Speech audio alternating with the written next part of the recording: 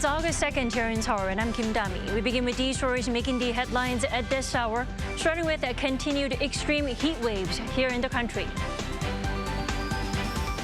The blistering heat has pushed the government to raise the heat wave alert level to serious for the first time in 4 years. Most regions in South Korea will see up to 35 degrees Celsius again today. The 25th World Scout Jamboree is underway here in South Korea's Saemangeum, with the opening ceremony set to be staged tonight. Credit rating agency Fitch downgraded the United States' long-term foreign currency issuer default rating from a AAA score to AA+. Expected fiscal deterioration, a growing debt burden, and governance erosion were the reasons cited. It was another tropical night here in South Korea. So hot that the government has activated the first stage operation of its disaster countermeasure headquarters and raised its heat wave alert level to the highest level, serious. Our Lee Si-hoo starts us off. South Korea's Ministry of the Interior and Safety activated the first stage operation of its Central Disaster and Safety Countermeasure headquarters on Tuesday evening. It also raised its heat wave alert level to serious, the highest level above attention, caution, and alert for the first time since 2019.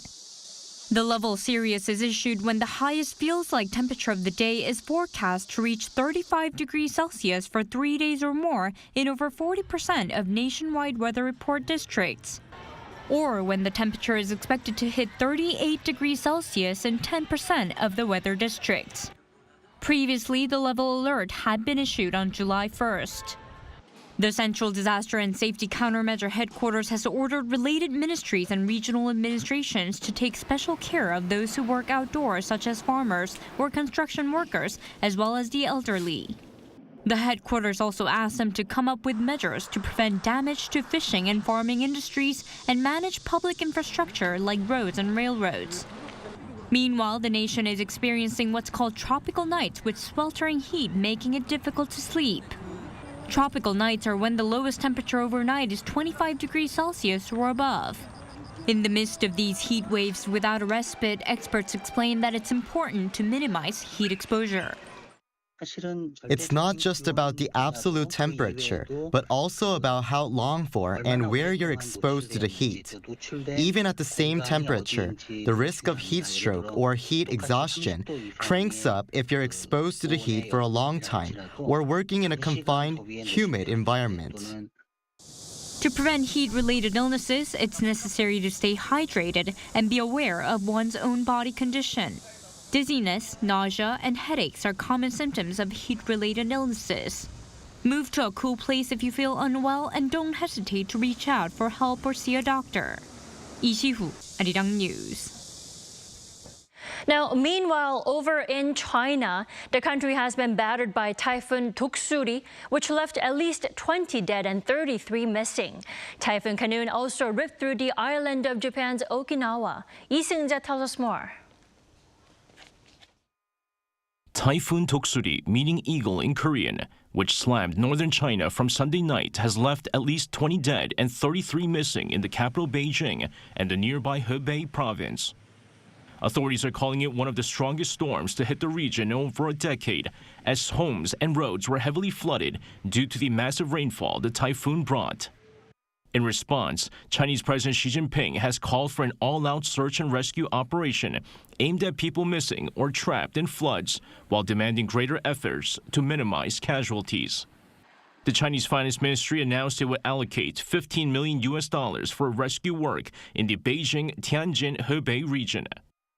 Over in Japan, Typhoon Kanun brought torrential rains and strong wind to the island of Okinawa on Tuesday, which is also home to a number of U.S. military bases. Meteorologists in the U.S. have labeled Typhoon Kanun a Category 4 storm on the 5-category wind scale, while Japanese authorities issued a stern warning to the 760,000 residents in Okinawa to evacuate their homes immediately. However, experts are having a hard time trying to pinpoint where Kanun will hit next. Because the subtropical high to the north of Kanong is not stable, and there is a tropical convection to the east that is quite active, which will have a certain impact on the path of Kanong in the later stages. While the typhoon is expected to hit Shanghai, storm path models released by South Korea, the US, and experts in Europe all show different predictions. Weather authorities here in South Korea say if Khanun does pass by the Korean peninsula, it should arrive this coming weekend at the earliest or next week at the latest. With Khanun's powerful winds, authorities are keeping a close eye on the storm while making all necessary preparations in case the storm does hit South Korea. Lee Seung-jae, Arirang News.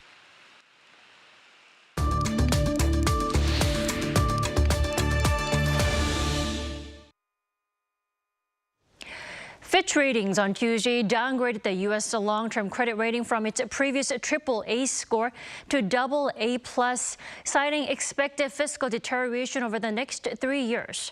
The latest downgrade also comes as the credit rating agency placed the U.S. on negative watch, citing the debt ceiling conflict between lawmakers in the U.S. The debt ceiling feud was mentioned again in the downgrade, saying its review showed a steady deterioration in standards of governance over the last 20 years, including on the fiscal and debt matters. Now, AAA rating is the highest with the lowest expectation of default risk, while AA means a very high credit quality. Now, let's talk about what the latest downgrade means for the U.S. with Professor Oh Jun-seok this morning. Welcome to the program. Morning. So Fitch Ratings on Tuesday downgraded the U.S. credit rating from its previous AAA score to AA+. Now, the reasons they cited were fiscal deterioration, growing debt burden, and governance erosion. Now, are these valid reasons? What's your take on this? Considering financial vulnerability, mainly caused by increasing debt burden of the household and project financing construction areas, I could say it could make sense in a way. It is a confirmation of warning sign based on a possibility in the financial market risks. You have to pay more and more mortgages fees out of fixed salaries, and think about it, higher interest rate implies higher discount rate, which means decreasing the project value. When the project value decreased, which is collateralized as a credit, a fresh loan might be redeemed when certain conditions came to meet. As a result, project might be in a default position. This is why the financial market turns out to be volatile. In this end, increasing debt burden came from consecutive interest rate hikes, which is unavoidable in a way to curb down the inflation. This might be not only the case of the United States, but also most of countries, including Korea, have to be prepared for the risk insulation due to monetary expansion based upon the prolonged COVID-19 pandemic.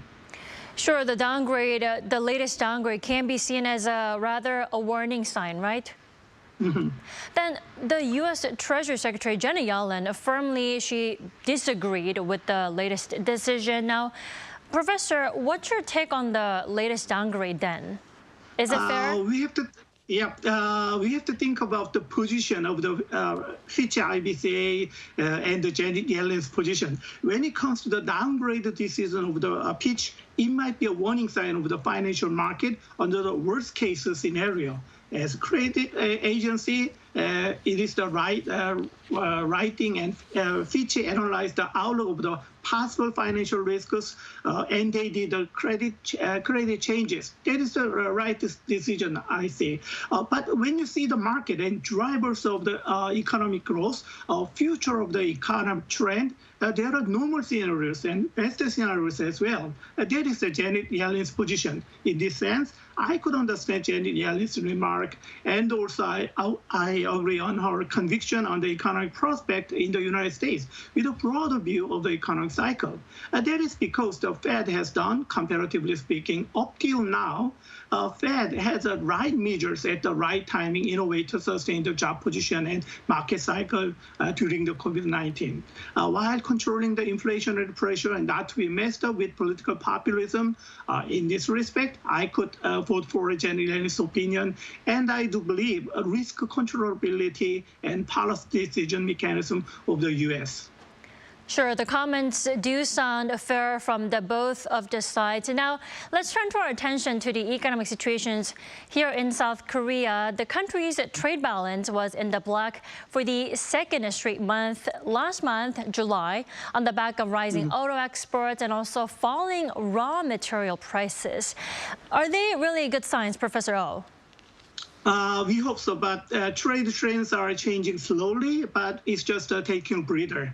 Korea lowered the trade surplus in July, and strong car sales and a drop in oil prices. The challenge is tough, however, and not over yet, because it's a contractionary surplus, not expansionary. I mean, a surplus comes from drops, not expansion of the trade volumes.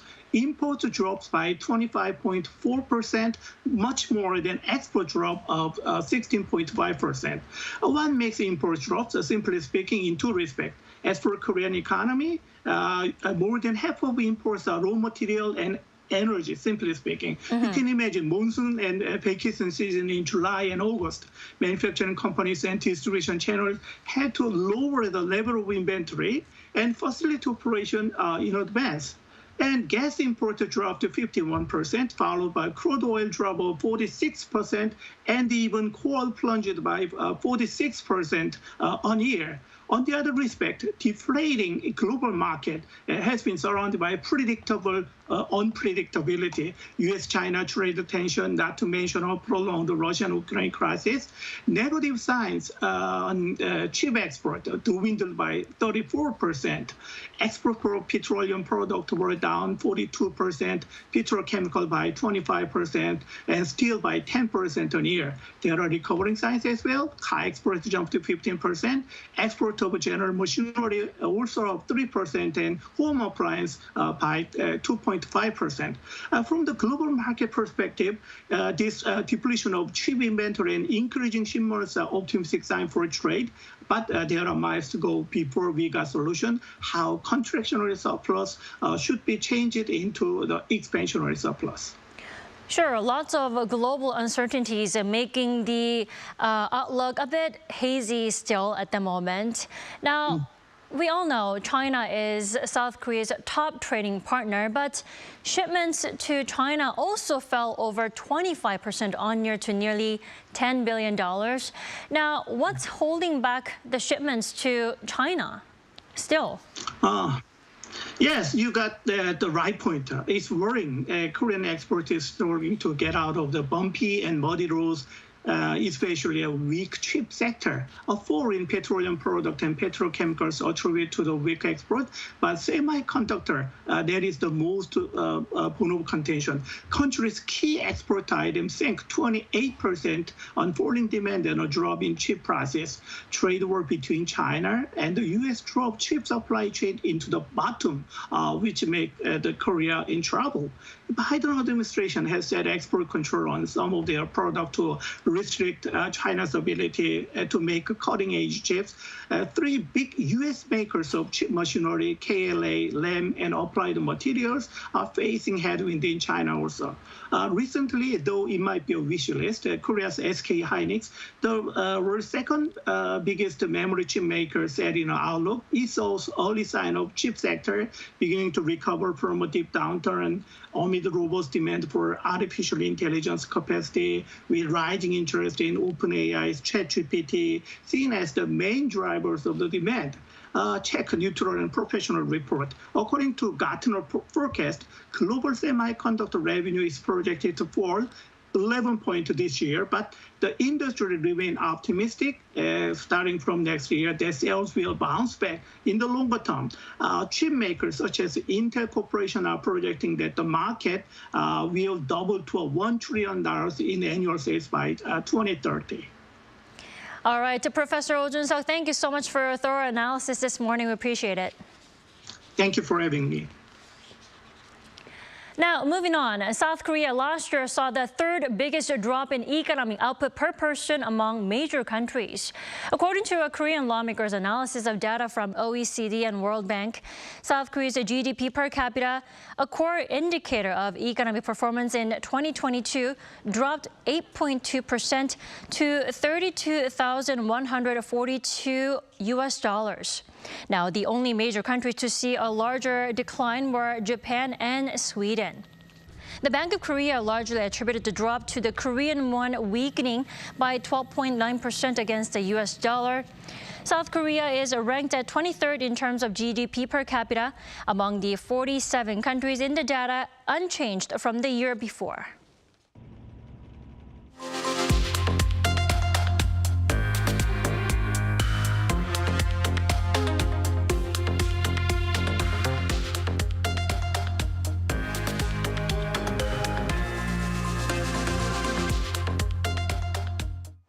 Teens from all around the world have built these tents as their new homes for the next 11 days, where they'll cook and mingle with one another. The so-called Culture Olympics for teens is now in full swing here in South Korea. Our Choi Soo-hyung is there. The World Scout Jamboree, the biggest camping festival for young people, began on Tuesday at Saemangeum, Buan-gun County in South Korea's Jeollabuk-do province. Around 43,000 young people from 158 countries will come together, fostering friendships that bridge racial, religious, and cultural divides. This event returns to Korea after 32 years after the country hosted the 1991 edition in Gangwon-do province. But after 6 years of preparation, the venue finally opened with great anticipation. The World Scout Federation highly praised the successful hosting of the 25th World Jamboree as planned. Additionally, this Saemangeum World Jamboree offers a variety of exciting and memorable programs for young people so that they will cherish their time in South Korea. Participants from around the world arrived on Tuesday before the official program activities started on Wednesday. They spent the day preparing, including handling the registration process and setting up their tents from morning to late evening. Scouts worldwide are greeted at this welcome center and then moved to their assigned accommodation after registration. Despite the long journey to Korea and the scorching heat that left many exhausted, the excitement and joy of meeting new friends, not to mention the anticipation of the 12-day event, were clear to see. Well, I mostly expect to meet new people, meet internationally new people, get a new network. Get a lot of new friends from all around the world and experience lots of new stuff here. Due to Korea's intense summer monsoon flooding the Saemangeum reclamation site until just before the opening, the Scouts managed to create their accommodation by laying plastic pallets and pitching their tents on top. However, despite the extreme weather conditions, the Scouts cherished their camping experience and found joy in preparing for the upcoming programs. The World Scout Federation highlighted how Scout activities help young people overcome difficulties, develop social skills, and be physically healthy. Despite post-pandemic challenges, the Scouts' enthusiasm for the Jamboree in Korea remains undiminished. The opening ceremony will take place at 8 p.m. Korea time on Wednesday. Choi Soo-hyung, Arirang News, Saemangeum. South Korea aims to become one of the top 4 content giants in the world by 2027. Now, after placing itself on top 4 dramas and pop music, the next ambition is the Webtoon industry. Shin Se-byuk reports. The K-content industry has emerged as a major export powerhouse in South Korea, with Korean dramas and movies finding great success abroad. The country is now seeking to become one of the world's top 4 content giants by 2027. As part of these efforts, the government is now shifting its focus to the potential of Webtoons. Data from the Korea Creative Content Agency shows the value of K-content exports reached over $13.3 billion in 2022. Cartoons accounted for only 0.8% of that amount. However, the cartoon sector saw remarkable growth with a 30% on-year increase, making it one of the top 3 fastest growing segments in the content industry. An expert says what makes Webtoons particularly significant is their use as source material for various screen adaptations. In the past, novels and comics served as the foundation for a variety of cultural content. Nowadays, webtoons and web novels, which captivate the younger generation, have taken on the role. And now, these are being exported worldwide. To foster the webtoon industry further, the Seoul metropolitan government has launched educational initiatives to nurture webtoon creators and producers. The core strength of K-content lies in the creativity of its creators. Nurturing that creativity requires providing them with the right talents and a platform to unleash their creative potential. Through these courses, students have the opportunity to develop their competitiveness as webtoon creators. I received valuable feedback and advice from many mentors, which helped me objectively assess my skills. The classes taught me how to direct webtoons, understand illustrations better, and create trendier comics.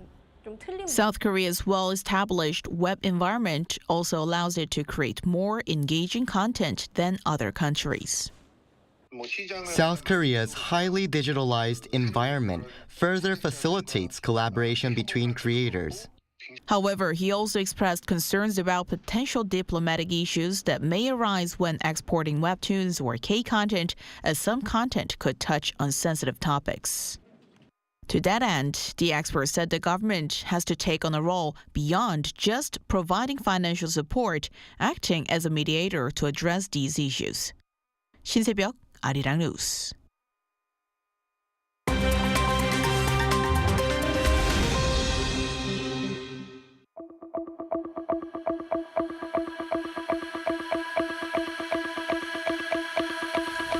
Good morning, I'm Matthew Ashley, and we now turn over to stories from around the world. We begin in Niger, where hundreds of Europeans are being evacuated following a coup. Now, France has sent 3 planes to an airport in the capital, Niamey, and is offering to help evacuate other European nationals. Germany has encouraged its citizens to take up the offer, and Italy is also organizing an evacuation flight. Now, the evacuations come amid an increasing anti-French sentiment, with coup supporters having gathered around the French embassy for days. The coup leaders have also accused France of plotting a military intervention to reinstate ousted Niger President Mohamed Bazoum. Meanwhile, military juntas in Burkina Faso and Mali have pledged support for the coup leaders. They say that any forcible attempt to reinstate Bazoum would be viewed as a declaration of war. Now, moving over to Paris, where armed robbers made off with jewelry valued up to $15 million. The robbers raided Swiss luxury watch brand store Piaget on Tuesday local time in an upscale area of the city. According to French media, the suspects, 2 men and a woman, are still at large. They allegedly pulled a gun on staff inside the store, forcing them to hand over jewelry from locked display cases and a safe before leaving. They said that the raid comes a year after armed robbers hit a Chanel store, a watch and jewelry store in the area, while nearby Bulgari and Xiaomi stores have also been robbed in the past. Now, in Myanmar, deposed leader Aung San Suu Kyi has received a partial pardon from the military junta that will cut 6 years off her 33-year prison sentence. According to local reports, on Tuesday, the Nobel laureate was pardoned in 5 of the 19 cases that the military leadership had brought against her. It comes 1 week after the 78-year-old was moved from prison to house arrest. The former leader has been detained since February 2021, following a coup that began after she won a second term in office by a large margin. The pardon was part of an amnesty given to over 7,000 prisoners to mark Buddhist Lent. It also included a partial pardon for former President Win Myint. And finally, NASA on Tuesday said that it has found a heartbeat signal from the Voyager 2 probe. Now, direct communication with the spacecraft was lost last month after a wrong command caused Voyager 2 to point its antenna 2 degrees away from Earth. This led to messages from both sides missing each other. But by finding the probe's carrier signal, NASA was able to confirm that Voyager 2 is still broadcasting. It's hoped that a scheduled reset of the probe's systems in mid-October will allow communication to be re-established. Launched in 1977, the probe is designed to study the edge of our solar system. It's currently around 20 billion kilometers away from Earth.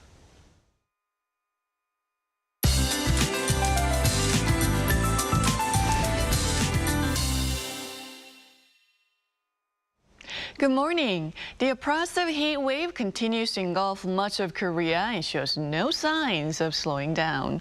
It's also the peak of summer vacation season, with major expressways packed with vacationers trying to escape from the sizzling heat. And we're looking at a chance of passing rain in inland areas during the day. Expect to see 5 to 60 millimeters of sudden rain. And when it starts to rain, it could pour down, so those near the water need to take the rain into account. The capital area will be under burning sunshine with strong UV rays, and feels like temperatures to hover around 35 degrees Celsius in most regions.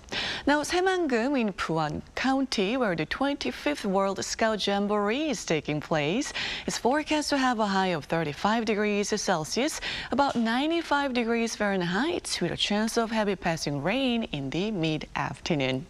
Well, that's Korea for you, and here's a look at the international weather conditions.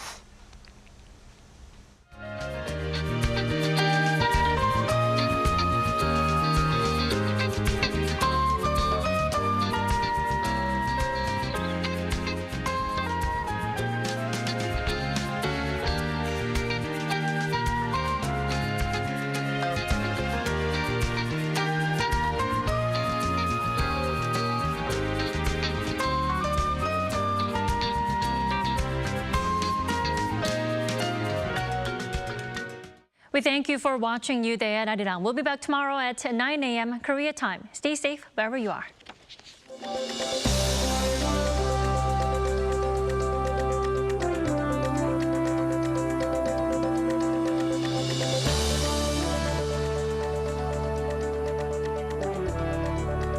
하나, 둘, 셋. Hey, Mr. Cupid, look my way. Make sure you listen to what I say. I may be stupid or quite naive.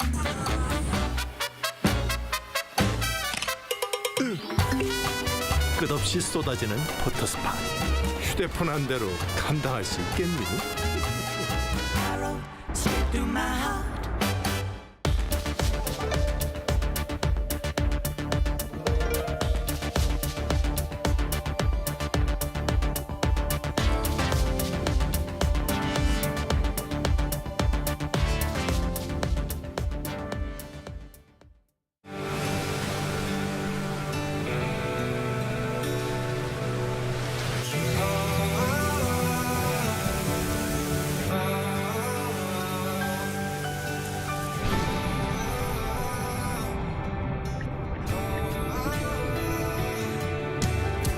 Busan, Korea is already reaching the entire world.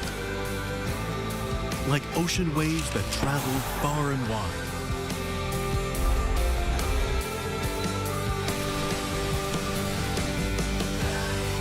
It's Busan, the perfect World Expo city.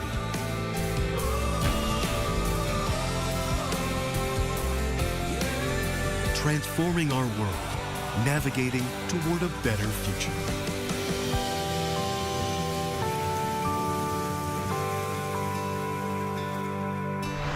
World Expo 2030, Busan, Korea.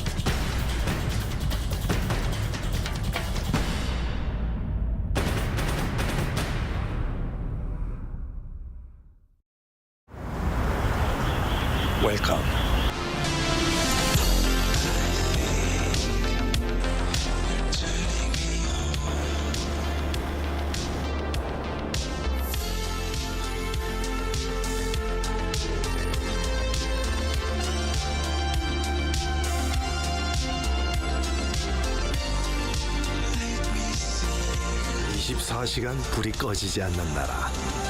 감당할 수 있겠니? 하나, 둘, 셋. Hey, Mr. Cupid, make sure you listen to what I say. I may be stupid or quite naive.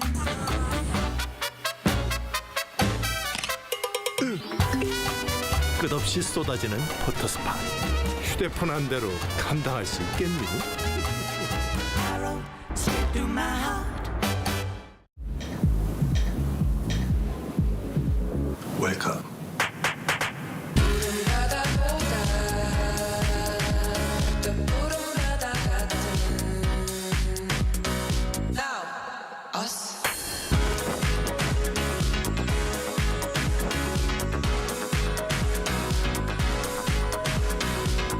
엄청난 에너지를 춤으로 뿜어내는 나라. 감당할 수 있겠니?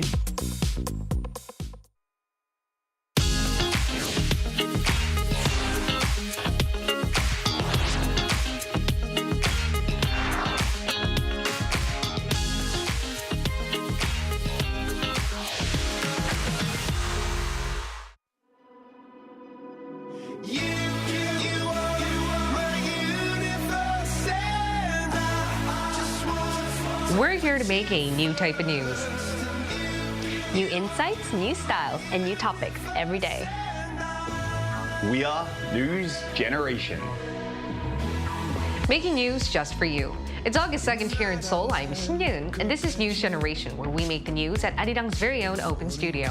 Every morning, we'll discuss the top issues and latest current affairs affecting people in their 20s and 30s. Joining me in the studio is Nal Song. Good morning. Good morning. And Walter Lee. Lovely to be here. Now, both are here to speak on behalf of people in their 20s and 30s. As usual, let's start with our news feed, which covers different hashtags and news items that have been trending on social media over the past 24 hours.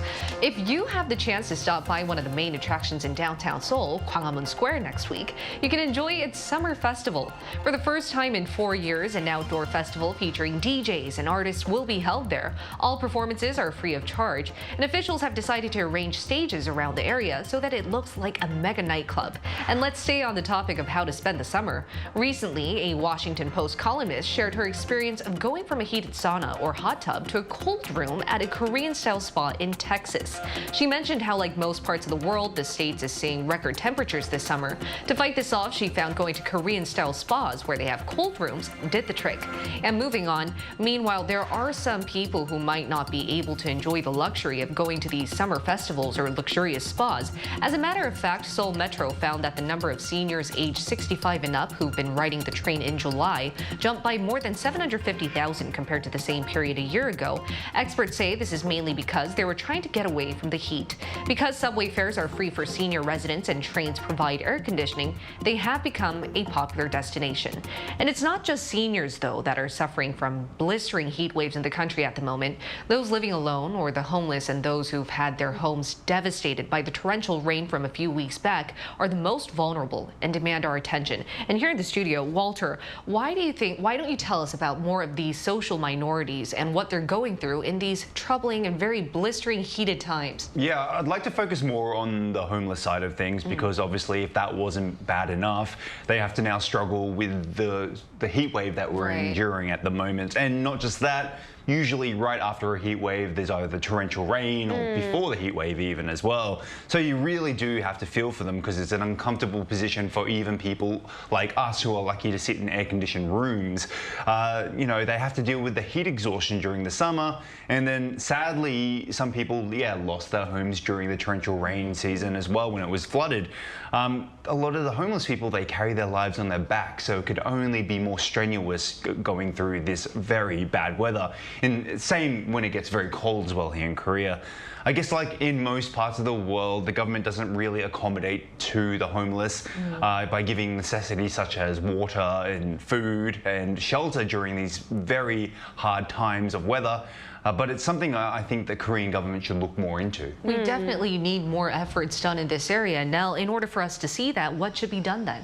You know, obviously we need to address this global warming issue on a global scale. We can't do a lot individually, but if we join forces and everybody is in this together, then I think we could eventually overcome it. But we do need to provide reasonable temperatures for everyone to get through this together. And actually in Seattle, when the weather hit a record high in 2021, Amazon offered a part of their company building as a cooling center for people to come in, and it was just a really hot summer and people really depended on that. And you can't obviously demand that to private companies or regular people, but I do think that if we work together as a society with the government, that's so important, both of us being in that together, that can actually help us get through this. That's a very good idea. If corporations work with officials and provide these, that's a very innovative idea. Yeah. And that could help a lot of people. And also, as you mentioned, we're seeing global warming, but recently, as the UN chief said, it's global boiling at this point. It is. So we need more efforts right now. There's no more time to delay. And that was our news feed for this Wednesday. Let's now move on to today's discussion topic.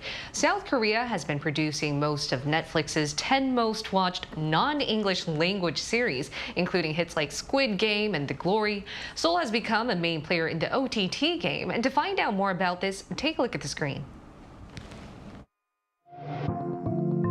Back in June, the Korean government vowed to boost its already flourishing OTT industry. The Ministry of Culture, Sports and Tourism said it would solidify Korea's reputation as a cultural powerhouse, mainly by allocating $35.7 million to productions making films and dramas for streaming services. Also another $23.4 million for post-production work. That's because homegrown content has been leading Korea's economy. It has become a major part of the country's exports, taking up more than what home appliances and displays have been bringing in.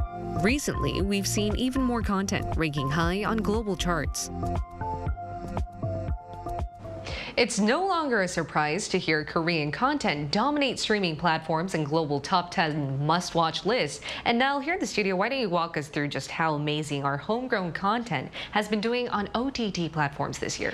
Yeah, ever since the 2021 hit of Squid Game, Korean contents have been doing really well. They've been on a roll, and one of the biggest OTT, a little name we know by Netflix, Korea has actually gone world #1 9 times first half of this year. That's 9 times being #1. Just to clarify, Netflix selects, as we mentioned in the VCR, the top 10 most viewed non-English content, and Korea has been doing really well on that chart, whether they are #1 or just really being in the top 10s. Yeah, that's still very remarkable. Even though they're not #1 all the time, they're always there. There's always seem to be one there. Walter, why don't you add on to this question? Well, if we actually have a look at the screen, like we have a lot of content coming up, and some of the great content that has come up is like Doksuri, Queen Maker, Black Knight, King the Land, Unlocked.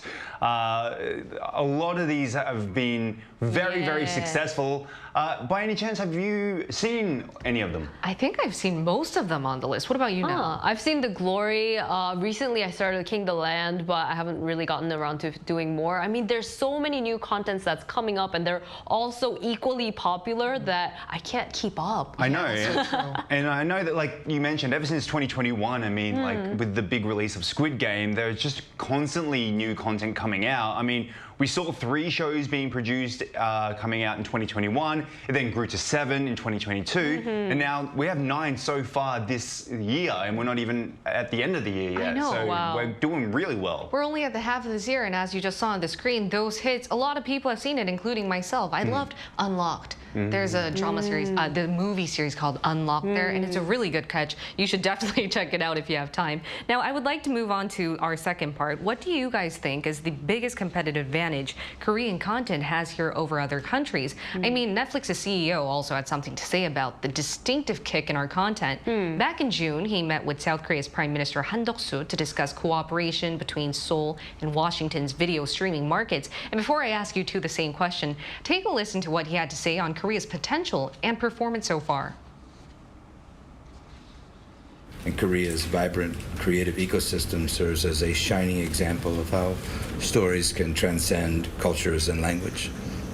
Nowhere has this proven more than here in Korea. We at Netflix are immensely proud to be part of this remarkable journey. So as the co-CEO said, nowhere has proven more than here in Korea. And do you guys agree to this statement? Do you guys think that Korean content does stand out compared to those made in other parts of the world? It definitely does stand out in my opinion because we have a very unique sense of humor as well as great ways to make stories. I think we're very creative as a country. It's great to hear his content and his backing on K content. But I think like the Korean language is actually really difficult to translate because it's so specific. So I remember back when Parasite came out, there was a lot of debate whether, you know, some things could translate into English because of the culture that was intertwined within the movie. However, it's great to see that Korean culture is being introduced more through dramas and movies, and therefore we're not just, I guess, you know, the people of Korea who are the north or the south. We're got our own identity now, and now we're really going forward with this. Yeah, and speaking of Parasite, I remember when Bong Joon-ho, the director of the film, received the Golden Globe Awards, he said that once we overcome that 1-inch barrier of language, the subtitles, you'll be able to see so much amazing content. And as you mentioned, Walter, now Korea is associated with one of the best content production in the world, which has allowed a lot of people to get to know more about Korean culture and the language. And what would you like to say about this now? Do you think that Korean content does have a distinctive kick compared to those produced abroad? Yeah, for sure. And I mean, up until now, we've had a lot of content coming in from the West, and it has been mostly dominated by the Western content that's been going around. But in this global age, I think people have really started to look for something different, something that they haven't seen before. And we were mentioning how Korean culture being integrated into our contents has been kind of the kick into it. And as Walter mentioned, it could be kind of difficult to understand Korean as a language and the humor code itself because there's so much cultural aspect to it. But that's the same in every language. So once people start to get into it and understanding, learning little aspects of Korean culture, it becomes really fun. It's like going the next level, learning the language, learning the humor, and learning how people diss each other. I think that's kind of a new appeal to this content. And many Koreans living abroad, including myself, when I did live abroad, you kind of influence your friends who don't know anything about Korea to watch the things that you're immersed in. A lot of my non-Korean friends were the first to get into K-pop because we were listening to it so much constantly. And yeah, I also think it's because a lot of talented group of people, like Walter was mentioning, a lot of creative people are in Korea and they work really hard, and it's a very competitive environment. I mean, everywhere entertainment is very competitive, but I think that kind of works as a synergy, and we're creating really good content through that. We're creating really good content, and the whole world can watch it all thanks to OTT platforms. And we also asked why our viewers loved watching Korean content and what makes it stand out compared to content made abroad. Here's what 3 of them had to say. Take a look at the screen. Now, Avail Perino said to me, K-dramas are really interesting because they show Korea's unique style of TV shows. There are some where we can see Korea's reality, such as The Glory, where you saw school violence, and Crash Course in Romance, where it educated you about what's happening here in the peninsula. Jack Thompson said what sets Korean dramas apart is all the crazy twists and turns, and it's a completely different tempo with dark humor. Also, I really enjoyed The Glory and Full House. Wow, that takes you back in the early 2000s, yeah. Dan Quentin James says when you're an American with a Korean wife, K-dramas come naturally. That's also a great point, too. I think Nell mentioned here in the studio that she had a lot of friends abroad. Thanks to you, get to, you know, access all this type of K content. Now, I was also given the special opportunity to talk to a legendary producer. It was none other than one of the producers of the timeless classic U.S. sitcom Friends. I actually met him up last week and was able to ask what he thinks are the reasons behind K content's flourishing global popularity. Take a look at the screen to see our interview with the creator of Friends, Kevin Brait.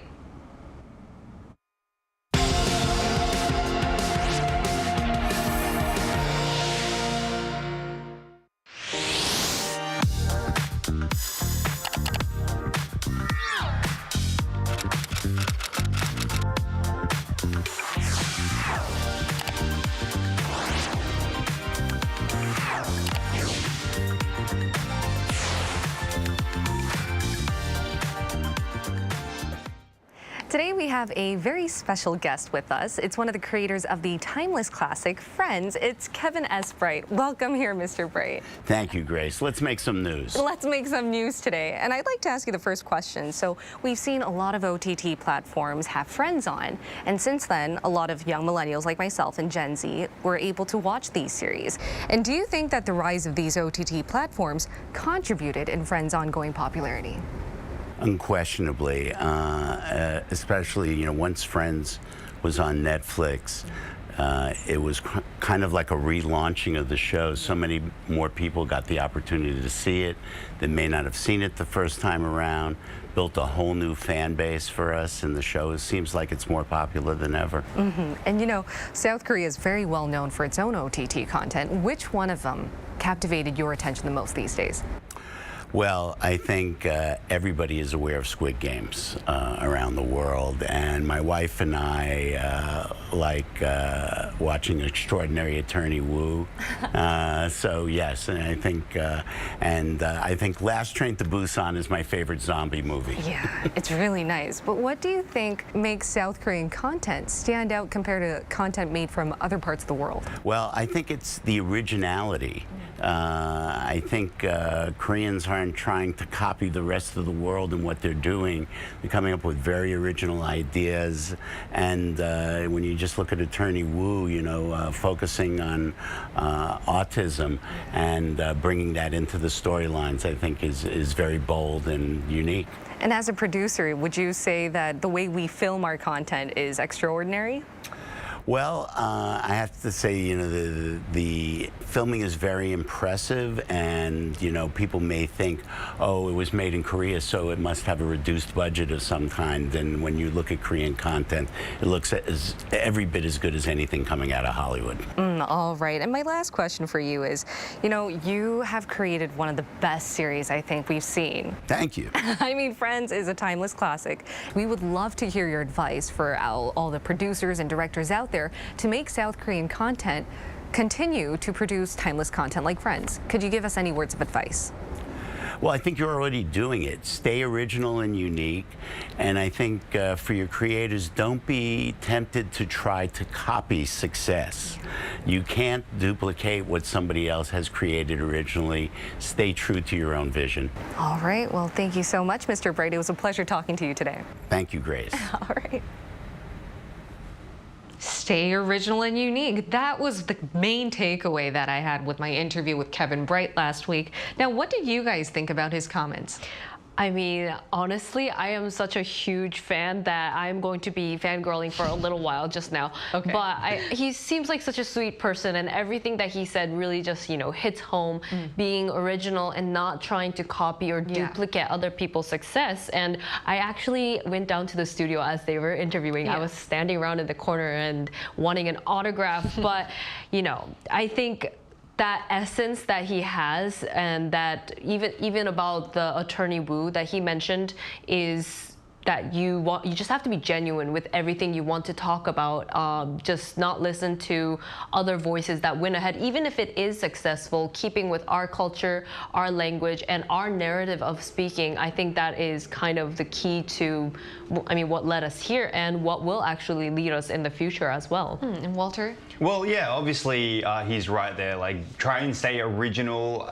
We are a society that changes trends all the time. So if we keep doing the same old, it's going to be pretty boring, I think. It's really good to hear that he even compares us to like Hollywood. Obviously, everyone wants to be in Hollywood. And now because of successes like Squid Games and all the other movies, we're seeing now a lot of Korean actors and actresses moving into Hollywood, which is, I know, some of their main goals, right? To be noticed on a global scale. So it's great to see that we're now also being seen on a much bigger stage. And I'm just hoping someday maybe Hollywood actors will come to Korea and be a part of projects here, and it could be a collaboration between the two big stages. We will be the biggest stage, hopefully. And I hope that we'll see that soon, because with AI technology also advancing, we're seeing virtual studios come to place. So that'd be easier, even though you're not physically in Seoul or physically in Hollywood per se, we could see more collaboration happen forth. And despite OTT platforms giving the extra buffer for content to flourish, what do you guys think are some limitations in this growing streaming industry service, starting with you? Well, to be honest with you, I think money has to do with it, because TV is still free, but it's not watched as much, and it's a different generation now, and many people are moving now to these OTT platform services. I think it will get highly competitive, because we're already seeing streaming service like over 10 to 20 streaming services now around the world, and I mean, those prices, they're not going to get higher, because people are going to want to, you know, not pay for 10 streaming services. They have to pay like $200 a month just to try and keep up with the latest. I'm paying for like 3 right now, and I'm like, please, no more. And they keep moving shows into different platforms. Exactly, and I'm only paying for 2 myself, and to be honest with you, that's enough. I mean, luckily you can still share some streaming platforms. I'm not promoting that, but I still do. Well, we might not be able to soon with Netflix trying to regulate that. Don't do that, Netflix, please. Anyway, I also like find myself not watching a lot of like streaming services anyway these days, just because I've gotten to, you know how we used to channel surf? Now I do streaming scrolling. So show or movie scrolling just to look to see what's on. Though there's a lot of content available, it doesn't mean I want to watch it all. So I think there are certain limitations there as well. I think the pros of having so many OTT platforms is that we're seeing an influx of content, but the downside to that, it does exhaust us at time to time. Because we have that pressure we have the fear of missing out, and we always want to be trendy, so we want to watch all that. But there's just too much. Now, would you like to add on to any of the limitations? Yeah, I mean, I think because, like you guys were mentioning, there's so many different types of content. Back in our day, when we were younger, we would have DVDs, right? And we would watch that one movie. I didn't have cable, so we would watch that one movie, and we would keep watching it. Maybe some Christmas movie that we keep rewatching over and over, and you kind of grow really fond of this one particular thing. And as much as I'm so happy with all the great new content that's coming out, I don't have enough time to emotionally attach myself to one show, because so many new things are coming up. And just to add on, this isn't just a limitation of the OTT, but just locally in Korea, there's so many different types of OTT platforms, like, you know, Watcha, TV, Coupang Play, where there's friends on Coupang Play. You know, it's Korean, it's run by Korean, but as we have, you know, big companies like Netflix coming in and investing, I am afraid that, you know, our growth in the Korean OTT platform will be a little slower. And I'm just hoping that we can invest more to grow our national companies a little bigger. Not only the content, but where the content is being played, which are Korean OTT platforms. And that leads me to my last question of the day. Any expectations of where you guys think Korean OTT platforms or even content should go next? Well, that's interesting, because the younger generation these days are into the short form sort of content. Now we see it on social media where, you know, Instagram, Facebook, etc. have their short form, and therefore it's meaning that a lot of people are only interested in these like bite-sized pieces of entertainment. So does that mean that the OTT now has to move in that direction, where they maybe will start promoting more things like short films, or even like shorter shows? Or like, I know that in Australia there would be certain like 2-3 minute like cartoons that would come on it just to fill the gaps. So maybe we're going to have to move more into that, but I don't want to pay a lot of money just to get the short form things. I see. Yeah, I mean, just to add on to the whole short form thing and people being really interested, this is not an expectation, it's a hope for the future that a lot of the Korean OTTs will make short form sitcoms in Korea. All right, we'll hopefully see that, and we'll be here every day from 9:30 to 10 a.m. Korea time, bringing you more topics young people are talking about. Special thanks to Niall Song. No problem. And Walter Lee. Lovely to be here. All right, thank you everyone for watching. We'll see you tomorrow. We are News Generation.